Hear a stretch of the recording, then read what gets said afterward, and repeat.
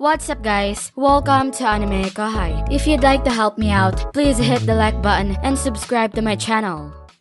It's clear from the situation that it's just wishful thinking, but those words grounded me. I thanked Seal-san and refocused. Yuki and Laplace were gone, but they weren't the key to victory. Besides, they were resilient, they might still be alive. Now wasn't the time for sentiment. I had a job to do. It would dishonor them if I didn't do my duty and got lost in regret. The time Yuki and Laplace bought wasn't wasted. The barrier they erected with all their might, and Tears supporting it with her life, saved Kigali from serious harm. I knew this because I was monitoring her condition by isolating her in my stomach. Seal-san handled this. Thanks to Yuki and Laplace, I rescued Tear and Kigali in time. After ensuring their safety, I focused on the enemy. One was Feldway. The other seemed like Footman but wasn't. It was someone else. Leon, whom I was concerned about, was fighting an unknown opponent. No, she looked like El-Tan, but felt different. She was strong like El-Tan, but something was off. She seemed to be an ally, so I left the mystery for later. She was evenly matched with Leon, so I decided to focus on the enemy. I thought you'd go after Leon, but you're slower than I expected. For now, I'd stir things up. I felt sorry for not saving Yuki and the others. I was so angry with myself that I didn't plan to show any mercy. Who are you? Just who are you to interfere with me, you unpleasant infidel? Jahil, that's Demon Lord Rimuru, a very important figure. You would do well to remember that. Indeed, the man who seemed to have taken over Footman was named Jahil. He was also responsible for the attack, marking him as a definite adversary. We had two enemies and two fighters on our side. I planned to tackle Feldway, while Benimaru would handle Jahil. But then... Jahil, right? I'll take care of him. Oh, Benimaru-kun? He was so enthusiastic that I couldn't even worry. It was pointless to stress now. I decided to let things unfold naturally. Fighting here wasn't in my plans, but it will save me some hassle. That's my line. I retorted, drawing my sword. I'm really going for it. I'm seriously going all in. Michael is tough because of his castle guard, but luckily, he's not here. I wanted to seize this chance to take down Feldway alone. Once I've made up my mind, I don't hesitate. In a prolonged fight, interruptions are inevitable. In such cases, you should aim for a decisive blow. That's right, I had prepared for this kind of situation. Like every shonen manga hero, I had a signature move. Imaginary blade. If someone asked about the most powerful sword technique against an individual, the answer would be obvious. It was the melt slash, capable of cutting through even the spirit. And if someone asked about the best technique, it would be the Haze style, Oboro Hyaka Ryoran. Benimaru's ultimate move, the Oboro Kokuen Hyaka Ryoran, combines these attributes, making it his signature kill move. This sword technique was already top tier, but with the ultimate skill boosting its power, it could shatter the spirit, making it comparable to the melt slash. There was no doubt it was the strongest in both power and skill. And then I thought, I can't let Benimaru outdo me. So I asked Seal-san to help me develop a potent kill move. I contributed my ideas, asking to incorporate Nihility Collapse, which I still found hard to grasp, but wanted it to be more powerful. That's how Imaginary Blade was created. Instead of cutting through the spirit, it consumes it. This technique's main feature is that it devours the target and traps it in imaginary space, making it nearly impossible to defend against. The only way to counter it effectively is to avoid it. Even if it's blocked with a sword, its one-hit kill effect ends the battle immediately. One of my principles is that a kill move should guarantee a kill. It's obvious to my friends that a second chance doesn't exist. If you reveal your technique, the enemy will develop countermeasures, so it's best to keep your kill move a secret until it's time to use it. Sure, parallel existence, like Velgrin's, could be used, but in high-level spiritual battles, the main focus is on energy dominance, meaning the first to drain their opponent wins. While it might not be an instant kill anymore, it was still a devastating technique. At this stage of the fight, I revealed my kill move, determined to finish Feldway then and there. Yet, the space screeched, and my sword was halted. I felt Seal-san's shock. I was stunned too. I can't believe the Jinx Master feared actually came true. A jinx? Yes, it's a common shounen manga trope that if you use your kill move first, it will be blocked. I couldn't help but laugh in this tense moment. Did I really say that? You're right, I did mention something like that. But, no way, right? Let's just let it go. Things like this happen. He caught the sword effortlessly, almost mockingly, and it seemed to irritate him slightly. I refocused on Feldway. Seal-san had already begun investigating the cause of the blockage. Until we had answers, another attack would be pointless. I decided to play it cool and engage Feldway in conversation. Nice block. Hiding my inner frustration, I slashed at him and tried to chat. Surprisingly, he replied. With how attached the Black King Noir is to you, I don't feel threatened at all. What an annoying way to put it. I didn't care about being compared to Diablo, but dismissing my new sure kill technique. That's strange. No one should be unthreatened by it. The only one who might be is Michael with his castle guard. Maybe so, but it didn't work at all. Even Abyss Annihilation, which I learned from Carrera in the Labyrinth, might fail. Feldway's sword seemed to be mythical grade, and Imaginary Blade had no effect. That meant Melt Slash would be useless too. Simply attacking his body wasn't easy either. Feldway was skilled. Crossing swords with Feldway, I realized his abilities were impressive. His swordsmanship was on par with, if not better than, mine, possibly equal to Benimaru's.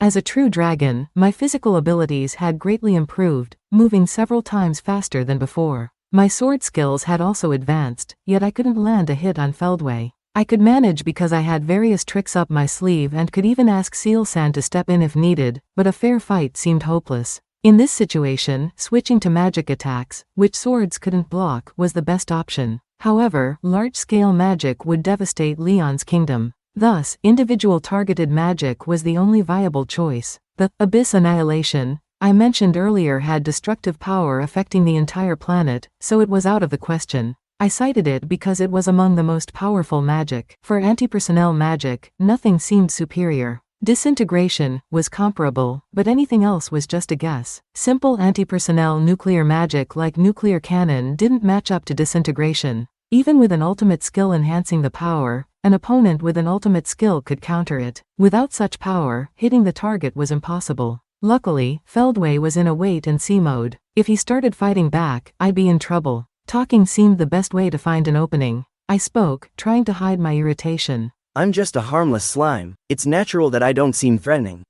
You are full of it. That attitude makes you and Diablo seem like master and slave. That doesn't please you? Well, you are just a nuisance to me, so why should it? If it bothers you, that's just a bonus. To my surprise, he kept talking. That made this situation even more frustrating. If communication failed, it would be easier to fight without hesitation. Right now, I was searching for a winning strategy, so considering other perspectives wasn't an option. Still, I was curious. Why wasn't Feldway fighting back? It was convenient, but if this continued, we'd be stuck in an endless loop. I was using Nihility Collapse, which wasn't as tiring since it absorbed rather than released energy. However, the same applied to Feldway, who wasn't taking damage. Feldway seemed to be defending himself using some sort of skill, but since he was only defending, he wasn't getting very tired. One idea was to use a sword technique that he couldn't counter. Honestly, I had another secret move. It was an enhanced version of Benimaru and Carrera's Hyaka Ryoran, which required Seal-san's full support. I was hesitant to use it because it felt like cheating, as it was beyond my current skill level. However, now wasn't the time to hold back. I considered using it if the right moment came, but I had a bad feeling it wouldn't work. Seal-san seemed to agree, so I decided to prioritize uncovering Feldway's secrets.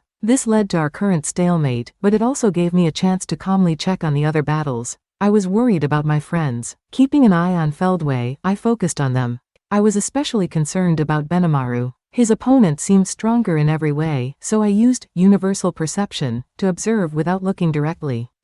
Jahil was wielding a terrifying blood-red spear. I had no idea when or where he got it, but its power was immense. The spear is called the Origin Blood Spear. This spear, given to me by the Divine Ancestor, will pierce you through. That's what he said. Oh, I see. Unlike me, Seal-san was already aware of Benimaru's situation. While we couldn't be too cautious, we weren't in a terrible spot. If things got really bad, I still had Veldora, so even if I died, I could be revived. This might seem like a lack of caution, but there was no point in rushing until I found a way to attack. So, I continued my observations. I wasn't sure what kind of being Jahil was, but he seemed at ease in Footman's body. His movements were fluid, and his spear skills were impressive. With my perception speed increased by several 100 million times, I could see he fought like an expert. It was hard to believe he was using someone else's body, which only highlighted how troublesome Jahil was. And moreover, Jahil's power level was over 3 times that of Benimaru's, and the spear, the Origin Blood, was estimated to have a power level of over 10 million.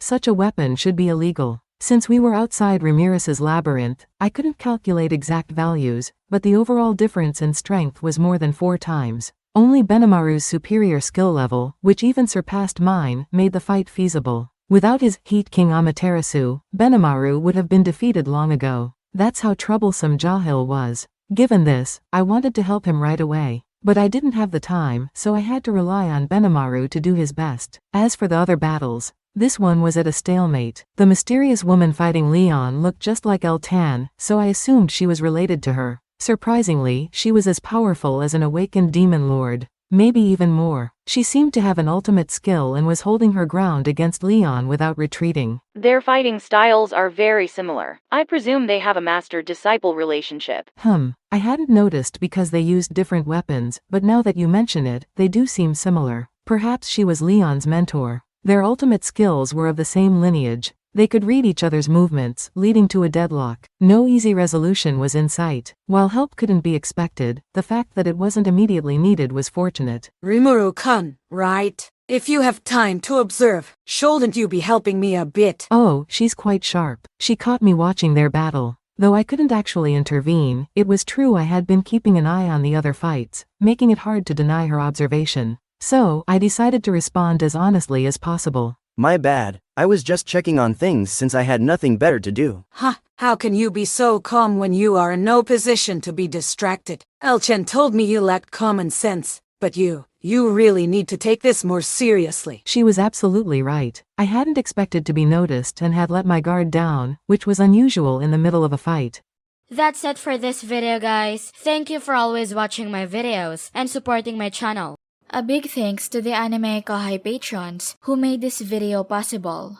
Jared Bressler, Chad Vota, Nate, Havox, Speed Saber, Curtis Loban, Judah Herrera, Just a Guy, Miss L.W. Hernandez, Jason Martin, Zach Rossan, Jerry Sladek, Ray Perez, Donald Williams, Moab A, Day of Light, John M, Godman Gaming, Markithian Tidwell, Adrian, Kumo, Sanketh Chelu, T. Bush, John L, Edgar Fuentes, JV, Thomas, J, Christ, Joshua Cousins, Vethelny, Khaled, Christian Deshazer, Cal Robs, Divine C. Harris, Panda Cats, DeAndre Nance, Monty Boy 98, D-Man, Ruben, Yuki Iki, Gray, Kamal Ebanks, Isaac, Koala King 93, Paul DeGrassi, Little 95, Quilly Buckner, Zephyrus, Alver, Normal Defate, L, Gary Miles, Dragon Spawn 666, J. Rule, Liron Sangkap, Lucas Gay, Jason Martin, Ekotski, Foolish Prophets, Ethan Madison, Sky T, Diego Ginoza, Andre Hamilton, Guy Ansley, Simon Road, Emperor WSA, Mika Espinosa, George Hage, Gobi Lin, Pratik Bandari, Arod Dare, Faiz Mansour, Jackson Early, Smexy, Carl Stephen Bernadal, Gareth Hashimoto, Steven Madison, Homelike Drop, Vasto Lord, Martin Ramos, Marl Barsha, Hansel Ortega, Karam Faraj, Efrain Hernandez,